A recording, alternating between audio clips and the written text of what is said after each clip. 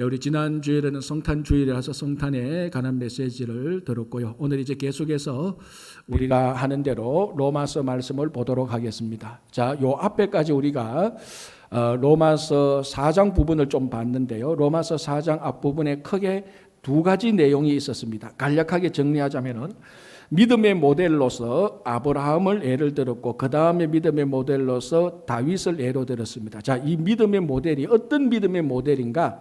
로마서 1장에서 3장까지 말씀했던 이신칭의, 즉 믿음으로 의롭게 되는 것, 이것을 실제로 구약 성경의 역사 가운데서 믿음으로 의롭게 된 인물들의 모델을 봤습니다. 아브라함, 믿음으로 의롭게 된 믿음의 조상이었습니다. 그리고 다윗, 같은 맥락으로 다윗은 믿음으로 죄 용서함을 받게 되고 믿음으로 구원을 얻게 된 것입니다. 즉 믿음으로 의롭게 된 아브라함이나 믿음으로 죄 용서받고 구원받게 된 것이, 이것이 다른 내용이 아니고 같은 내용입니다. 그래서 아브라함과 다윗을 믿음의 모델로 들면서 믿음과 의와 죄 용서함과 구원함을 다 믿음에서 시작하는, 그리고 하나님의 의의 의로부터 의를 받아서 우리가 구원받게 되는 것을 살펴봤습니다. 자, 그리고 난 다음에 이제 오늘 우리가 함께 살펴볼 로마서 4장 9절로부터는 이 믿음과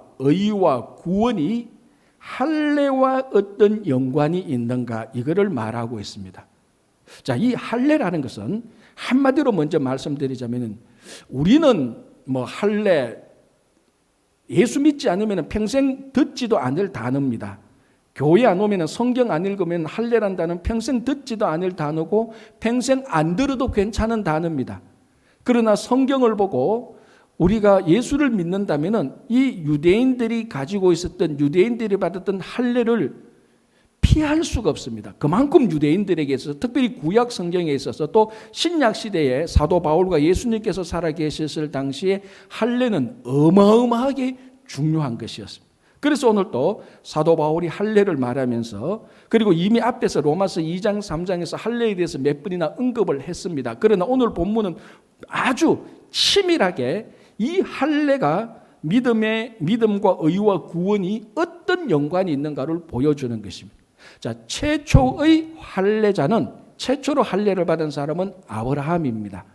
그래서 아브라함이 할례를 받고 나중에 아브라함의 아들 이삭도 난지 8일 만에 할례를 받게 되는 겁니다. 이후로 아브라함의 후손들은 반드시 할례를 받도록 되어 있습니다. 그래서 이 할례라는 것은 이후부터, 아브라함이 할례를 받은 최초의 할례자 이후부터 유대인들에게 있어서 할례는 자기들의 정체성이 되었습니다. 무슨 말인가 하면은 할례를 받으면은 유대인, 할례를 받지 않으면은 이방인, 이렇게 딱 정해져 버렸습니다. 그래서 이 유대인과 이방인의 구분이요, 사실은 엄밀하게 말하면요, 이게 인종적인, 민족적인 구분이 아닙니다. 세 가지 구분이 있는데, 유대인과 이방인을 구분하는 세 가지가 있는데, 첫 번째는 할례, 두 번째는 안식일을 지키는 것, 세 번째는 코셔 음식 먹는 것. 요 세 가지를 하면은 인종적으로 이스라엘 사람이 아니어도 유대인이라고 인정을 해줍니다. 이 가운데서 가장 오래되고 가장 정통적인 구별 기준이 바로 이 할례입니다. 그래서 아브라함이 할례 받은 이후로 계속해서 유대인은 반드시 할례자입니다. 그래서 유대인들은 인류를 유대인과 이방인으로 나눕니다. 즉 유대인은 누구냐? 할례를 받은 사람. 이방인은 할례를 받지 않은 사람. 그래서 이 할례는 유대인의 정체성이 되는 겁니다. 그러니까 이거 성경에서 할례를 피하고 성경을 읽을 수가 없는 것입니다. 할례를 피하고 할례를 무시하고 구약 성경을 읽으면서 유대인의 신앙이 어떤가를 알 수가 없습니다.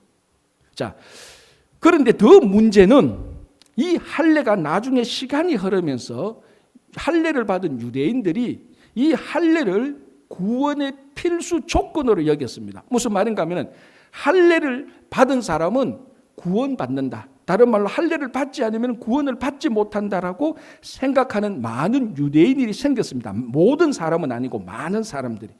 그래서 구약 시대에 많은 자료들을 보면은 예수님 당시 그 이전에 랍비들의 자료들, 다른 자료들을 보면은 심지어 이런 말이 있습니다.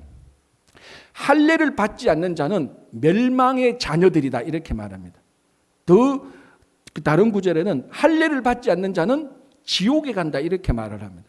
그러니까 할례를 받아야 지옥에 안 가는 겁니다. 할례를 받아야 구원을 받는 겁니다. 자, 여기서 좀 더 변질해서 어떻게 되는가 하면 유대인들은 할례를 받기 때문에 난지 8일 만에 자동적으로 할례를 받기 때문에 할례를 받는 사람은 자동적으로 구원을 얻는다 이런 생각을 많이 하게 되었습니다. 그래서 어떤 생각까지 변질되는가 하면 우리는 난지 8일 만에 할례를 받기 때문에 우리는 신으로부터 구원을 받는 사람, 그리고 우리 외에 다른 모든 사람들은 이방인들인데 이 사람은 할례를 받지 않기 때문에 다 지옥에 가는 사람. 그래서 이 구원을 받는, 할례로 구원을 받는 자기들은 지옥에 가야 될 모든 다른 인종들, 민족들에 비하여서 훨씬 더 우월하게 생각합니다. 그리고 다른 사람들을 지금 세상에서 아무리 잘나고 뭐라 해도 그 사람들을 다 멸시하게 되는 겁니다. 그래서 우월감이 생기고 교만하게 되고, 이것이 우리가 다른 말로 하면 선민의식이라고 말을 한 겁니다. 지금도 그런 유대인들이 꽤 많이 있죠. 자, 이런 생각들이 예수님과 바울이 있었을 때에 예수님을 믿었던 사람들도 이런 생각을 하고 있었습니다. 그런데 예수를 믿지 않는, 예수를 메시아로 믿지 않는 유대인들은 당연히 많은 사람들이 그렇게 생각하고, 예수를 믿었는데 예수님을 나의 구주로 고백하는 사람들 가운데에서도 예수를 믿고 할례를 받아야, 그 둘 다를 해야 되는 겁니다. 예수를 믿고 할례를 받아야 구원을 얻는 것처럼 생각하는 사람들이 많이 있었습니다. 자, 사도행전 15장을 보면은 예루살렘 총회가 나옵니다. 물론 총회란 말은 없지만은 예루살렘에서 큰 회의를 가지게 됩니다. 이 회의가 지난 2000년간 기독교 역사를 볼 때, 기독교라고 말합니다. 이 기독교에는 가톨릭도 들어가고 동방정교회, 서방교회, 개신교 모든 교단들, 그러니까 가장 크게 말하는 기독교를 볼 때 지난 2000년간 이 기독교의 모든 회의와 모든 총회의 첫 번째 총회가 사도행전 15장에 나오는 예루살렘 총회입니다. 그러니까 이 총회는 어마어마하게 중요한 거죠. 자, 그런데 이 예루살렘 총회가 왜 모였을까요? 왜 예루살렘에 모였을까? 여기에 보면 어떤 인물들이 모이는가 하면 초대교회 때 최고의 걸출한 신앙의 인물들이 다 모입니다. 베드로가 있고요, 주의 형제 야고보, 예수님의 친형제 야고보인데, 이 예수님의 친형제 야고보는 실제적으로 그 당시 행정적으로 실제적인 파워를 가진 사람입니다. 이 사람이 있었고요, 바울과 바나바도 거기 같이 모입니다. 그래서 초대교회 기둥들이 거기 다 있습니다. 초대교회 세 사람이 제일 중요했는데 바울과 베드로와 주의 형제 야고보가 제일 중요한데 이 세 사람이 예루살렘에 다 모이게 됩니다. 그러니까 이 예루살렘 총회가 어마어마하게 중요한데, 다시 질문, 왜 모였을까요? 할례 때문에 모였습니다. 사도행전 15장을 보면 유대에서 내려온 어떤 사람들이 할례를 받아야 구원을 얻는다 이렇게 주장하기 시작했습니다. 그 예루살렘에 있는 사람들이 바울과 베드로 이런 사람들한테 복음을 들었던 사람이 예수를 믿어야 구원을 얻는다 그랬는데, 유대에 온 사람들이 자신 있게 아니 할례를 받아야 구원을 얻어 이렇게 말하는 겁니다. 자, 우리 사도행전 16장 31절 뭡니까? 주 예수를 믿어라, 그리하면 너와 내 집이 구원을 얻으리라. 예수를 믿어야 구원을 얻는다 그랬는데 유대에서 온 사람들이 큰 소리로 자신 있게 예수도 믿어야 되고 할례도 받아야 머스트로 할례를 받아야 구원을 얻는다고 이런 소문을 퍼뜨리고 이렇게 전도를 했다는 거죠. 그러니까 이 예루살렘이 혼돈이 되는 겁니다. 그래서 안 되겠다, 우리 이렇게 안 되겠다, 이렇게 해서는 안 되겠다, 할례를 정리하자. 도대체 할례를 받는 거하고 구원을 받는 거하고 무슨 상관이냐. 그래서 바울, 바나바, 그리고 베드로, 주의 형제하고 또 다른 사도들이 예루살렘 총회를 하게 되는 거예요. 이 할례 때문에, 구원 문제 때문에 모였는데 어떻게 결론이 났습니까? 사도행전 15장 11절을 보면은 우리가 얻는 구원은 주 예수의 은혜로 구원을 얻는다고 딱 못 박았습니다.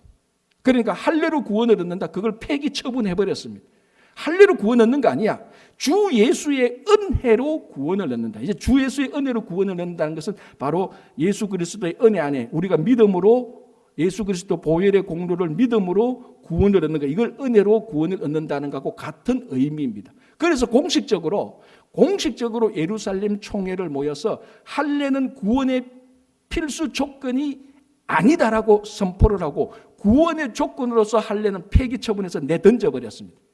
자, 그런데도 이게 그렇게 했는데도 한순간에 모든 성도들이 그렇게 받아들이지 않죠. 문제는 로마 교회 교인들도 할례가 구원의 조건이 된다고 생각했던 어떤 사람들이 좀 있었습니다. 그래서 바울이 오늘 로마서를 쓰면서 앞에도 할례 문제를 말하고 오늘 이 로마서 4장 9절에서 본격적으로 할례와 구원의 문제를 사도 바울이 다루고 있는 것입니다.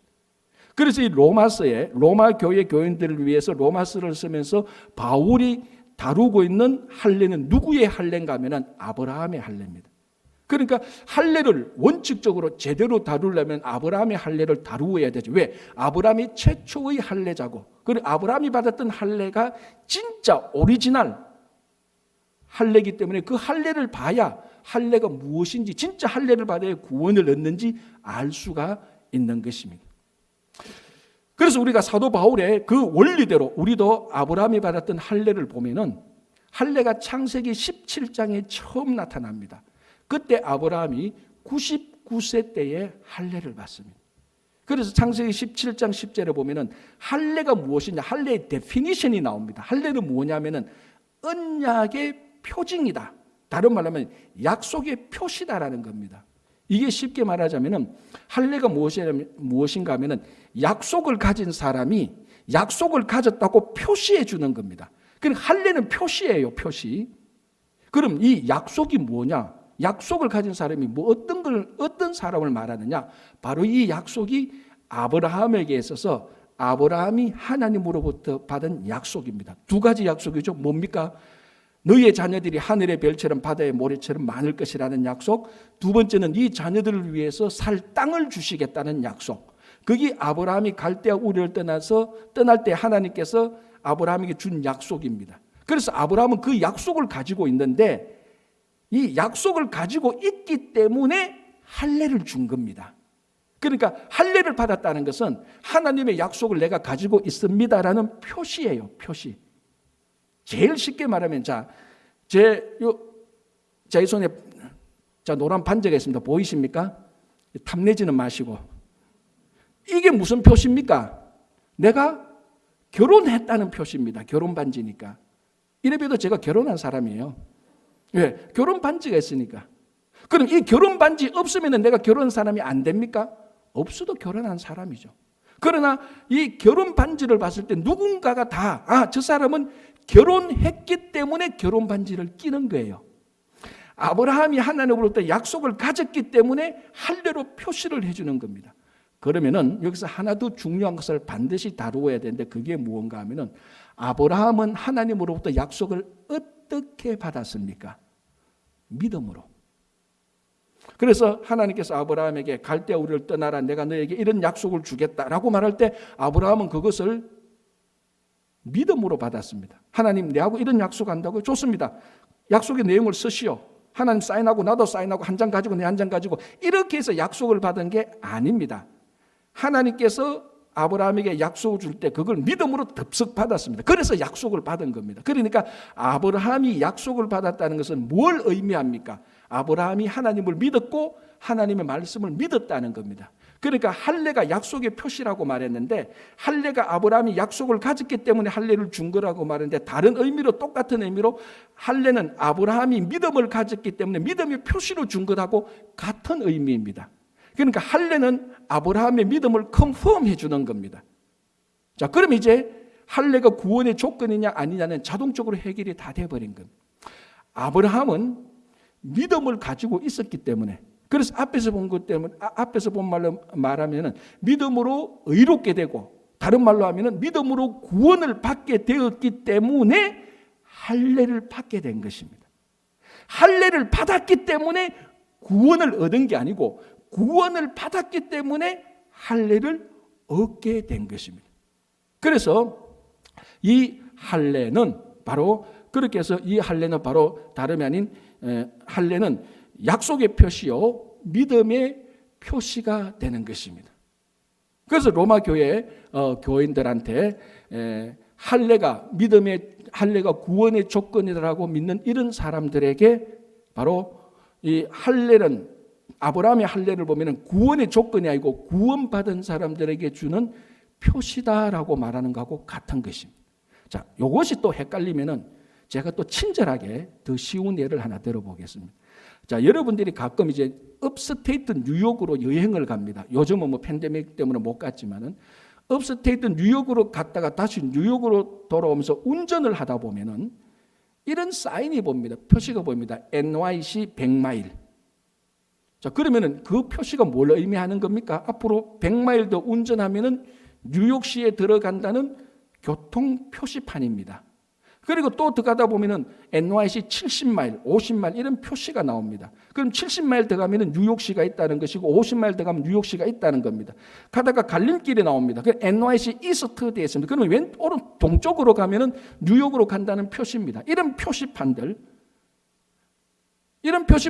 그 앞에 뉴욕이 있다는 건데 이런 표시판들이 없다고 해서 뉴욕이 없는 겁니까? 아니죠. 표시판이 없어도 뉴욕시는 뉴욕이 그대로 있는 겁니다. 즉 뉴욕시가 있기 때문에 이런 표시판이 생긴 겁니다. 무슨 말인가 하면은 할례는 이 표시판하고 똑같습니다. 교통 표시판이 뉴욕이 있다라고 표시해 주는 것처럼 할례는 이 사람이 구원을 받았고 할례는 이 사람이 믿음이 있다는 것을 표시해 주는 것입니다. 그럼 극단적으로 할례를 안 받아도 믿음이 있으면 구원을 얻는 것이죠. 왜? 할례는 구원의 조건이 아니고 구원을 받았다는 것을 컨펌 확인해 주는 표시에 불과한 것입니다. 자, 그러면은 그럼 할례가 필요 없네. 구원받는데 할례가 필요 없네. 그렇죠. 구원받기 위한 할례는 필요 없습니다. 그런데 유대인들은 할례를 구원의 필수 조건으로 생각하고 있었으니 구원받은 사도 바울이 믿음으로 의롭게 된 사도 바울이 볼 땐 얼마나 답답했겠습니까? 그래서 이 로마서에 그 편지를 쓰는데 구원을 받기 위한 할례로서는 전혀 필요 없지만 구원을 받은 사람들에게 할례는 필요합니다. 무슨 말인가 하면은 이게 율법과 같은 맥락인데 자, 다시 운전을 해보십시오. 운전하는데 생각해 보십시오. 쭉 가는데 100마일의 뉴욕이 있습니다. 표시판이 없어도 뉴욕은 있습니다. 그러나 운전하는 사람, 뉴욕으로 가는 사람에게 표시판이 필요합니까? 안 필요합니까? 필요하지요. 뉴욕이 있다 없다가 아니고 어떻게 뉴욕으로 가야 될지 운전을 하다 보니까 100마일 남았구나. 그러니까 내가 4시까지 오후 4시까지 뉴욕에 도착했는데 100마일 남았으니까 내가 좀 더 빨리 가야 되겠구나. 100마일 남았으니까 내가 좀 천천히 가서 휴게소에 가서 화장실도 가고 커피도 한 잔 마셔도 되겠구나. 내 걸 조정합니다. 가다가 잘못하다가 잘못 다른 길로 빠졌습니다. 뭐가 필요합니까? 표시판이 필요하죠. 그 표시판을 보고 다시 뉴욕으로 갑니다. 표시판이 안 필요한 게 아니고 표시판이 필요합니다. 무엇을 위해서? 뉴욕으로 가기 위해서. 마찬가지로 구원을 받기 위해서는 표시판이 필요하지만 구원받은 사람으로 살기 위해서는 할례가 필요합니다. 내가 구원받은 사람인데 구원받은 사람으로서 살지 않고 엉뚱하게 살다가 할례를 보면은 내가 할례 받은 사람이지. 내가 구원받은 사람이지. 내가 이렇게 살면 안 되지. 똑바로 살아야지. 그러니까 이 할례가 내가 구원받았다는 것을 계속해서 리마인드 시키는 겁니다. 그래서 할례가 필요한 거죠. 구원받기 위해서는 할례가 필요 없습니다. 그러니까 구원받은 자가 구원받은 자로서 살기 위해서 할례는 계속해서 우리를 리마인드 시켜주는 겁니다. 그래서 필요하게 되는 것입니다. 그래서 사도 바울이 오늘 아브라함이 할례 때 또는 무할례 때 믿음으로 의롭게 되었느냐라고 물으면서 바울은 스스로 대답합니다. 아브라함이 믿음으로 의롭게 돼서 구원받은 것은 무할례시다라고 말합니다. 할례하고 상관없이 구원을 받은 겁니다. 자, 이런 일들이 로마 교회도 그렇고 갈라디아 교회에서도 여전히 이런 문제들이 펑펑 터지고 있었습니다. 그래서 로마서와 가장 비슷한 갈라디아서를 쓸 때 사도 바울은 이 할례에 대해서, 무할례에 대해서, 구원에 대해서 결론적인 문구를 하나 정리합니다. 갈라디아서 5장 6절에 바울은 이렇게 말합니다. 그래서 예수 그리스도 안에서는 할례나 무할례가 아무런 효력이 없다. 정말 중요한 것은 사랑으로 역사하는 믿음이다라고 말을 합니다. 다시 말하자면 구원의 효력으로서 할례와 무할례는 예수 그리스도 안에서 아무런 필요가 없다. 아까 말씀드렸지만 구원을 받기 위해서 할례는 필요 없다는 겁니다. 그러나 정말 중요한 것은 할례를 받은 사람이든 할례를 받지 않은 사람이든 정말 중요한 것은 우리의 믿음인데 이 믿음이 사랑으로 나타나는 것이 중요하다라고 말을 합니다. 내가 할례를 받았다 안 받았다 그거 아니고, 할례를 받은 사람이면 믿음이 있다는 것으로 표시를 해주는데, 할례를 받는 사람은 다 믿음이 있는 사람인데 그 믿음을 사랑으로 나타내라는 것입니다. 그게 진짜 하나님께서 원하시는 것이라는 겁니다.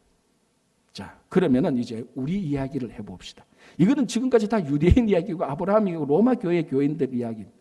그래서 할례? 아니 목사님 할례하고 지금 오늘날 우리하고 무슨 상관이 있습니까? 라고 질문을 할 수 있겠지만, 우리 신앙생활 속에 이렇게 할례화된 요소들이 굉장히 많이 있습니다. 교회의 직분, 성경 지식, 교회를 봉사했던 경력이나 경험이 은근히 우리 속에 이런 할례화되어 있습니다. 야, 내가 이런 교회 직분을 받았으니까 나는 저 사람보다 훨씬 더 나은 사람일 거야. 야, 내가 성경을 얼마나 많이 읽는데, 내가 성경을 얼마나 많이 하는데, 저 성경 읽지 않고 성경 보는 사람, 저 사람 지옥 갈 수도 있어. 저 사람 뺀질하게 말이지, 봉사도 안 하고 섬기지도 않고, 저 사람보다 내가 훨씬 낫지. 뭔가 모르게 이 할례화된 직분과 성경 지식과 봉사를 통해서 다른 사람들보다 더 우월감, 그런 것들이 우리 안에 스며들어 있습니다. 바울식으로 말하자면 그런 거 하나도 안 중요하다는 것. 무엇이 중요하다? 당신이 할례를 받고 당신이 교회 직분을 받고 성경 지식을 받고 봉사를 했다는 것은 근본적으로 하나님을 믿는 믿음이 있다는 말인데, 그 믿음을 사랑으로 드러내라는 것입니다. 그게 더 중요하다는 것입니다. 그래서 교회 직분을 가지고 봉사 경력을 가지고 성경 지식을 가지고 사랑을 나타내지 않는다면, 그거는 이런 모든 것들이 유대인들이 할례화된 것처럼 우리들에게 이거는 감투나 완장하고 똑같습니다. 성경 지식 더 많이 한다고 성경 지식 감투 쓰고, 성경 지식 많이 한다고 완장 차고 거드름 피우는 그런 거하고 똑같다는 거죠. 그래서 사랑으로 나타나지 않는 우리 신앙의 모든 것들은, 교회의 직분이나 교회에서 하는 모든 것들은 감투나 완장에 불과한 것이지, 그게 바로 오늘 로마 교회 교인들 어떤 사람들이 이 할례가 구원의 조건이 되고, 우리는 할례를 받기 때문에 구원받았기 때문에 다른 사람보다 더 월등히 뛰어나다는 교만과 선민의식하고 똑같습니다. 오늘날 여전히 우리 개신교 안에서도 우리 안에 할례화된 이런 교만과 특권의식이 있다면 그것을 다 빼버리고 우리 안에 있는 믿음이 사랑으로 나타내기를 간절히 바랍니다. 자, 이제 두 번째로 바울은 첫 번째로 할례와 구원을 말했는데 13절을 보면은 율법과 믿음 구원을 말하고 있습니다. 자, 13절 볼게요. 아브라함이나 그 후손에게 세상의 상속자가 되리라고 하신 언약은 율법으로 말미암은 것이 아니요 오직 믿음의 의로 말미암은 것이라. 자, 앞에서는 이제 할례를 말했습니다. 할례와 믿음과 의를 말했는데 이제는 율법을 말합니다. 율법을 말하고 세상의 상속자를 말하는데, 아브라함과 그 후손들이 세상의 상속자가 된 것은 율법이 아니고 믿음으로 됐다라고 말을 하는데, 자, 먼저 세상의 상속자가 됐다는 그 내용은 크게 보면 두 가지입니다. 첫 번째는 아브라함과 그 후손이 세상의 상속자가 된다. 세상의 상속자가 된다는 것은 그 후손 가운데 메시아가 나타나서 이 세상의 통치자, 이 세상의 진짜 왕이 돼서 이 세상을 기업으로 다 상속받는 겁니다. 그러니까 세상의 상속자가 되는 것은 아브라함과 그 후손에게 메시아가 나타날 것이라는 신앙적 의미가 있고, 또 하나는 아브라함에게 했던 약속, 실제적인 약속, 그 많은 자손들과 땅을 기업으로 받게 되어서 이 세상에 진짜 세상의 상속자가 된다는 그런 의미가 있습니다. 중요한 것은 여기서 세상의 상속자가 된다는 것은 세상의 상속자의 의미, 세상의 상속자가 무엇이냐 그 의미가 중요한 게 아니고 어떻게 세상의 상속자가 되느냐가 중요한 것입니다. 어떻게 된다고요? 율법으로? 아니요. 믿음으로 된다는 겁니다. 자, 그러면은 우리가 로마서 1장 1절부터 지금까지 로마서 4장 지금 9절에서 16절을 보는데, 오늘이 로마서 강의 27번째입니다. 그 주부에 보니까 제가 기록을 못했는데 27번째 보는데, 지금까지 그리고 앞으로도 로마서에서 사도 바울이 진절머리 나도록 계속해서 말하고 있는 게 뭡니까? 믿음입니다. 믿음. 이신칭이 믿음으로 의롭게 된다고 로마서 2장 3장에서 사도 바울은 힘주어 말했고, 오늘 로마서 4장 앞부분에서도 믿음으로 아브라함이 의롭게 된 것이 아니냐, 다윗은 믿음으로 죄용서함을 받고 믿음으로 구원받은 게 아니냐, 그리고 4장 9절에서 12절까지는 할례로 구원받는 것이 아니고 믿음으로 구원받으니까 할례가 그 믿음으로 구원 것을 표시해 줬지. 계속해서 믿음 얘기합니다. 그리고 오늘 로마서 4장 13절에는 심지어 무슨 말까지 하는 것만, 믿음으로 세상의 상속자가 된다는 것입니다. 누가? 믿음을 가진 자가. 아브라함, 인종적인 아브라함이 아니고 누구든지 하나님을 믿는다면 그 믿는 자에게 약속이 주어졌는데, 그 약속을 가진 자가, 약속을 가진 그 믿음이 있는 사람이 세상의 상속자가 된다는 거예요.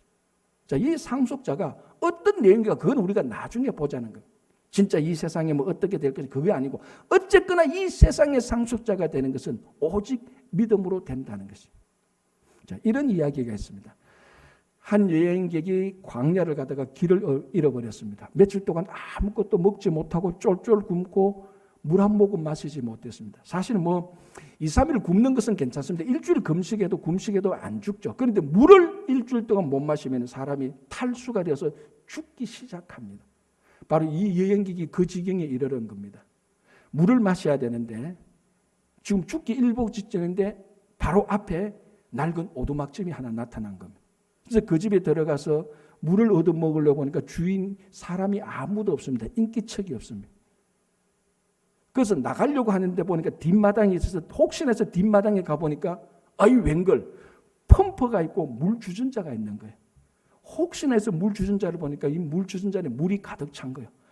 이야 살았다. 물을 마시려고 하는 순간 옆에 메모지가 하나 있습니다. 그 메모지 내용이 뭔가 하면은 누구든지 여행객이 이 물 주전자의 물을 발견하면은 이 물 주전자의 물을 마시지 말고 이 물을 가져다가 펌프에 넣어서, 이 펌프를 마중물로 사용하는 거죠. 펌프에 넣어서 펌프질을 해서 나오는 그 물을 실컷 마시고 또 그 물로 주전자에 물을 채우고 다음 여행객이 길을 잃어버렸을 때 이 물을 먹고 마시고 살 수 있도록 해놓으시오라는 메모지가 있습니다. 자, 여러분 같으면 어떻게 하겠습니까? 이 메모지대로 하겠습니까? 안 하겠습니까? 만약에 메모지에 보니까 물을 마시지 말래. 이걸 펌프에 넣어서 펌프질을 해서 펌프 물을 마시래. 그런데 가만히 보니까 펌프가 너무 낡았어. 혹시나 내가 물을 마시지 않고 물을 넣어서 펌프질을 했는데 펌프가 작동이 안 하면 어떡해?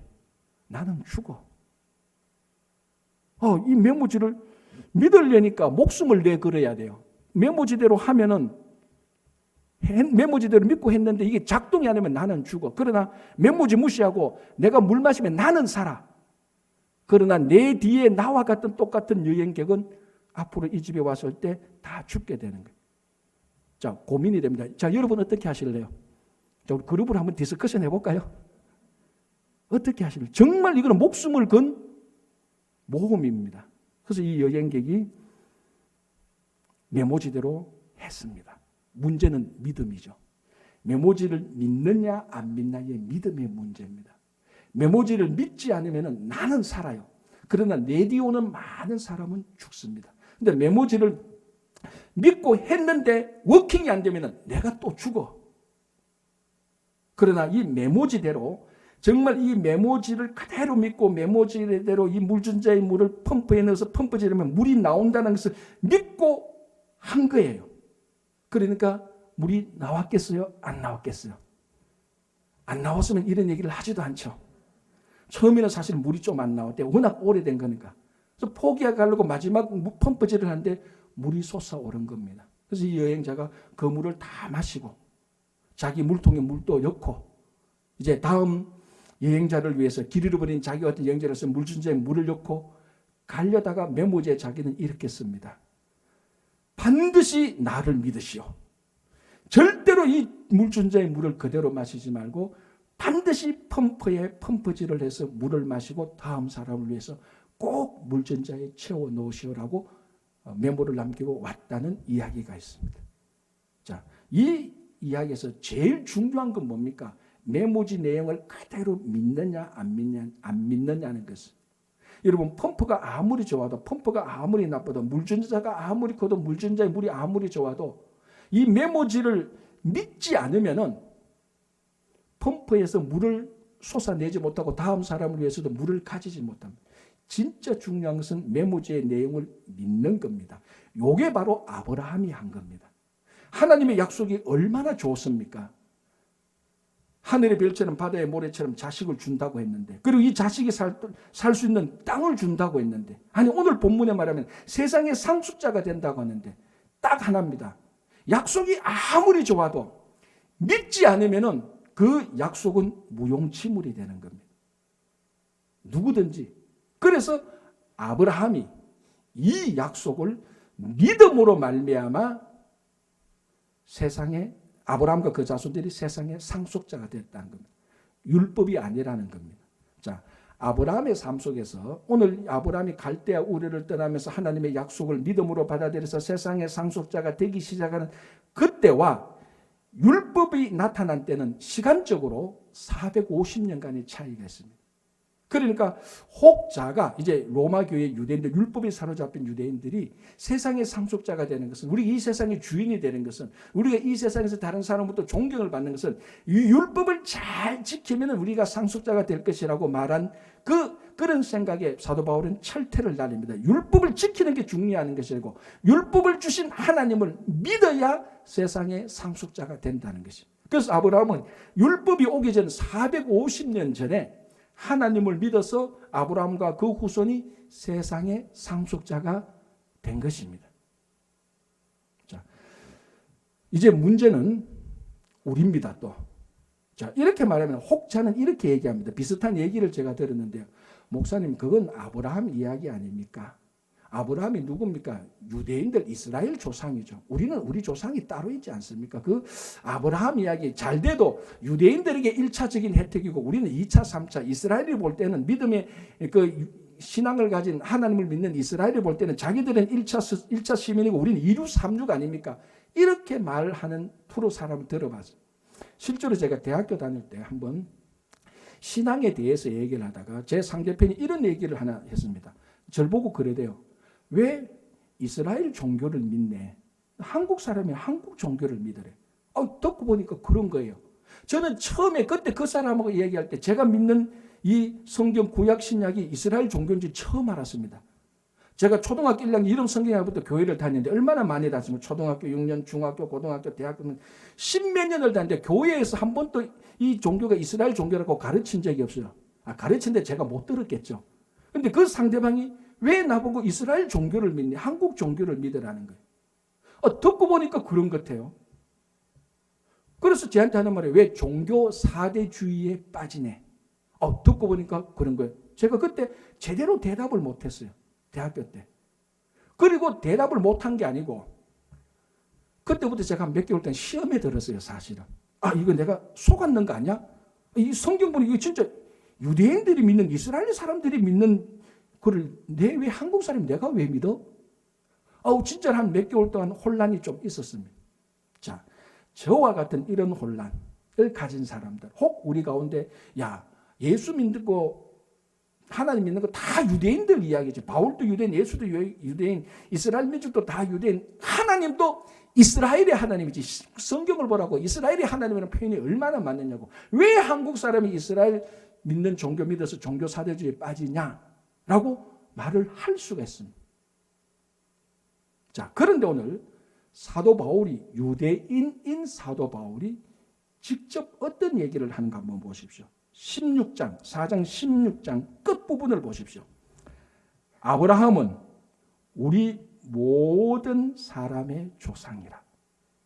여기는 우리 모든 사람의 조상이라고 할 때는 인종적인 것, 민족적인 것, 국가적인 것 다 무시하고 똑같이 이스라엘 사람이든 독일 사람이든 미국 사람이든 한국 사람이든 북한 사람이든 케냐 사람이든 인종이나 혈통이나 국가와 어떤 경계선에 100% 그대로 무시하고 똑같이 아브라함은 우리 믿음의 조상이 된다는 것입니다. 누구든지 그 아브라함이 가졌던 믿음을 가진다면은 그 믿음을 가진 자가 그 후손들과 함께 이 세상의 상속자가 될 것이라는 것입니다. 이거를 믿는 자들에게는 믿음대로 되는 것이고 안 믿는 자들은 그냥 그대로 상속자가 아닌 사람으로 살아가는 것입니다. 그래서 오늘 어떻게 보면 이 본문은 우리들에게 큰 믿음의 도전을 주는 겁니다.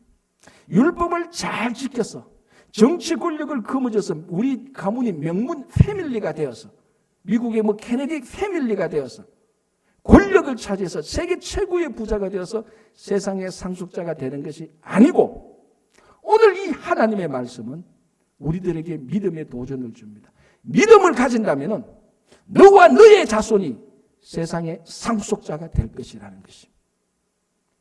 여러분들이 믿든지 말든지는 여러분의 자유입니다.